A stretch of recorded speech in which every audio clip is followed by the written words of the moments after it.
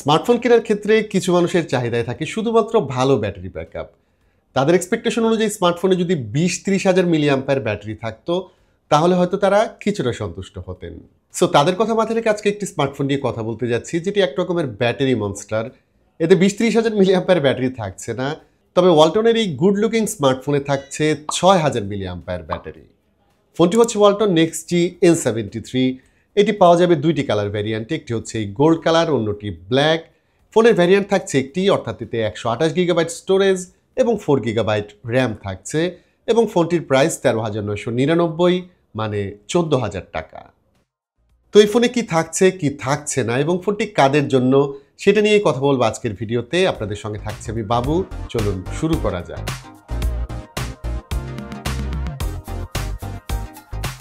শুরুতেই জানিয়ে রাখি, এই ফোনের যে ব্যাক সাইড অর্থাৎ রিয়ার শেল সেটা দেখে প্রথমেই একটু কনফিউজড হয়ে যেতে পারেন, কারণ প্রথম দেখা ইভেন সেকেন্ড দেখায়ও এটি গ্লাস বলে মনে হবে। এই গ্লাস্টিক ম্যাটেরিয়াল খুবই ভালো কোয়ালিটির, সো গ্লাস মনে করা একদমই স্বাভাবিক। ইনফ্যাক্ট গ্লাসের মতো এটা দেখতেও অনেকটা প্রিমিয়াম। ফোনটির ওজন একটু বেশি, 213 গ্রামের মতো, তবে ওয়েট ডিস্ট্রিবিউশন ভালো হওয়ায় ফোনটির যথেষ্ট ব্যালেন্স ছিল, সো ব্যাপারটা আমার কাছে কোনো বড় ইস্যু ছিল না। ইন অ্যান্ড আউট সেকশনে এই ফোনে আমরা পাচ্ছি 3.5 millimetre headphone jack, type C port, single speaker এবং সিঙ্গেল মাইক্রোফোন। মানে এই ফোনে স্টেরিও স্পিকার বা সেকেন্ডারি নয়েজ ক্যান্সেলেশন মাইক্রোফোন থাকছে না।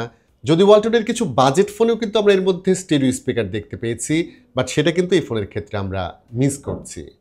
তবে অ্যাজ ইউজুয়াল এই ফোনে থাকছে সাইড মাউন্টেড ফিঙ্গারপ্রিন্ট স্ক্যানার, যা একই সাথে পাওয়ার বাটন হিসেবে কাজ করে এবং এই বাটনটি যথেষ্ট এফিসিয়েন্ট, খুবই ফাস্ট। জাস্ট বাটনের ওপর আঙুলটা রাখলে এটি আনলক করতে পারছিল। তবে জানিয়ে রেখে এই ফোনে ফেস আনলক সিস্টেমও ব্যবহার করতে পারবেন, যদিও ফেস আনলক করার সময় যদি অন্ধকার থাকে সেক্ষেত্রে কিন্তু এটা ঠিকঠাক মতো কাজ করে না। তো স্ট্রেংথের জায়গা নিয়ে যদি বলি, আমার মনে হয় ব্যাটারির পর এর সবচেয়ে বড় স্ট্রেংথের জায়গাটা হচ্ছে এর ডিসপ্লে। এটি বিশাল আকারের প্যানেল, সো ভিডিও দেখা বা ইউজ করার ক্ষেত্রে এটা ভালো সাপোর্ট দিবে। প্যানেলটি 6.8 ইঞ্চের in cell IPS panel, resolution full HD না, এইচডি প্লাস অর্থাৎ 720। সো অনেকের কাছে এই প্যানেলটা খুব একটা শার্প নাও লাগতে পারে, যদিও ডে টু ডে ইউজের ক্ষেত্রে এই শার্পনেসের ঘাটতি খুব একটা বোঝা যায় না। তবে ভালো বিষয় হলো এতে কিন্তু 90 হার্টজ রিফ্রেশ রেট থাকছে, সো ফোনটি আপনি যখন ব্যবহার করবেন, স্ক্রলিং করবেন বা অ্যানিমেশনগুলি আসবে, তখন কিন্তু খুবই স্মুথ এক ধরনের এক্সপিরিয়েন্স পাওয়া যাবে। অন্যদিকে ডিসপ্লের ব্রাইটনেস বা কালার আউটপুট বেশ ভালোই বলা চলে। ইনডোর বা আউটডোরে এর ব্রাইটনেস ভালো পাওয়া যায়, তবে একদম রোদের মধ্যে থাকলে এর ব্রাইটনেস কিছুটা কম মনে হতে পারে। অন্যদিকে ডিসপ্লের ব্যাজেল বা চিনের কথা যদি বলি, এটা বাজেট ফোনগুলোর মতোই।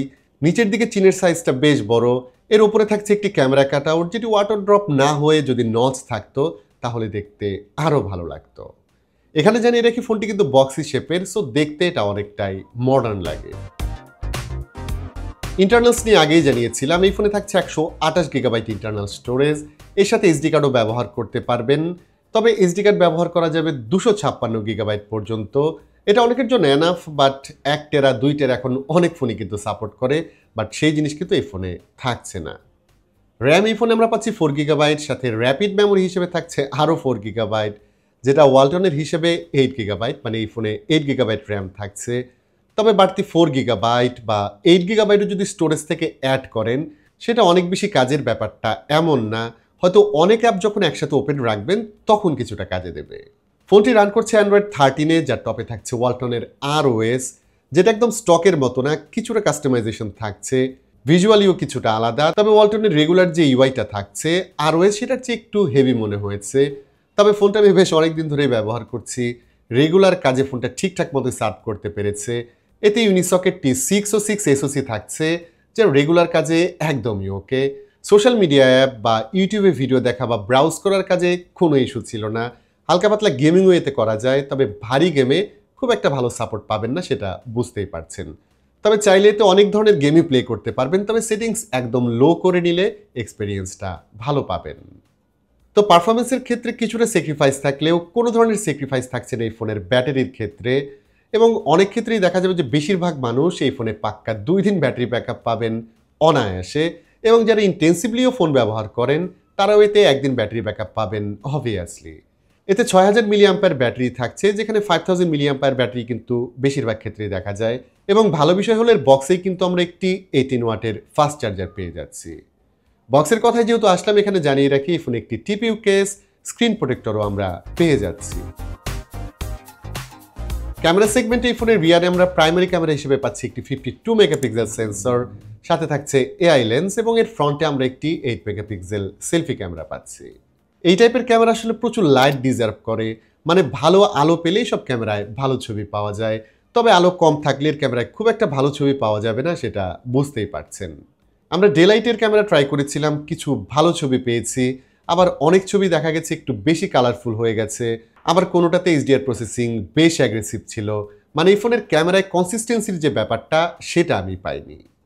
এর ফ্রন্ট এবং রিয়ার দুটি ক্যামেরায় পোর্ট্রেট তুলতে পারবেন। পোর্ট্রেটের ক্ষেত্রেও দুই একটা ছবি ভালো পেয়েছি, তবে আগেই বলেছি ভালো ছবি পেতে হলে সাফিসিয়েন্ট আলো লাগবে, তখন এই ক্যামেরায় আপনি ভালো ছবি পাবেন। আর ভিডিওর ক্ষেত্রে এই ফোনে ফুল এইচডি ভিডিও রেকর্ড করতে পারবেন 30 FPS-এ, তবে এর ভিডিও কোয়ালিটি অ্যাভারেজ গ্রেডের ছিল।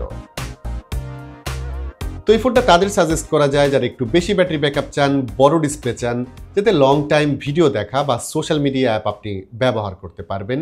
তবে যারা একটু বেশি পাওয়ারফুল ইন্টারনালস চান বা ক্যামেরার ক্ষেত্রে যাদের এক্সপেকটেশন একটু বেশি, তাদের জন্য এই ফোনটি খুব একটা সুইটেবল হবে না। আজকের ভিডিওটি এখানেই শেষ করতে হচ্ছে। ভিডিওটি ভালো লাগলে বন্ধুদের সঙ্গে শেয়ার করতে পারেন, কমেন্ট করে জানিয়ে দিতে পারেন ফোনটি ওভারঅল আপনাদের কাছে কেমন মনে হয়েছে। আজকের মতো আমি বাবু এখানেই বিদায় নিচ্ছি। সবাই ভালো থাকবেন, অনেক ভালো।